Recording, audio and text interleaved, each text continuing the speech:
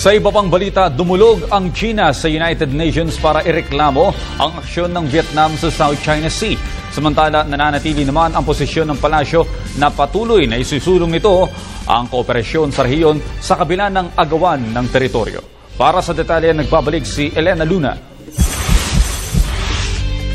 Sa pagdiriwang ng ika-13 Filipino-Chinese Friendship Day, binigyang din ng palasyo ang patuloy na pagsulong sa ibang aspeto ng kooperasyon sa bansang China sa kabila ng issue ng agawan ng teritoryo sa West Philippine Sea. Nais pa rin nating mapanatili yung pangkalahatang kooperasyon at pagkakaibigan ng ating bansa sa kanilang bansa, yung ating pag-ugnayan sa ibang larangan katulad ng komersyo at kalakal, at yung pagpapalawig ng mga people-to-people programs na magpapatibay pa sa pakikipagkaibigan ng mga Pilipino at ng mga mamamayan ng People's Republic of China. Nagpahayag ng di pagsang-ayon ng China sa ginawang friendly games ng sundalong Pilipino at Vietnam sa isang isla sa Spratlys. Sinabi ni PCOO Secretary Herminio Coloma Jr. na sa friendly games na ito, mahalaga para sa Pilipinas ang pagpapahusay ng pakikipag-ugnayan sa Vietnam.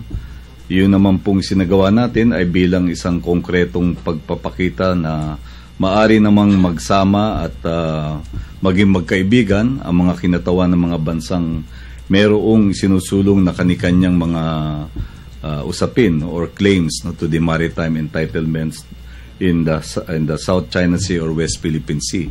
This is simply a demonstration that even if these have competing claims, they're able to demonstrate that the pursuit of peaceful settlement of these disputes will not stand in the way of their friendship and the people-to-people friendship that continues to flourish in spite of the differences. Dahil sa ginagawa ng Vietnam, dumulog ang China sa United Nations para magreklamo. Inilapit ng China sa UN ang umano'y mahigit 1,400 beses na pambabalya ng mga sasakyang dagat ng Vietnam sa mga Chinese vessels na malapit sa South China Sea.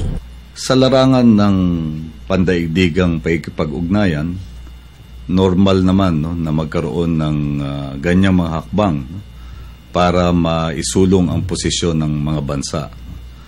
In the field of international relations, it is reasonable to expect that countries will also conduct certain moves or implement measures that are designed to win a greater quantum public or international support for the positions they have taken.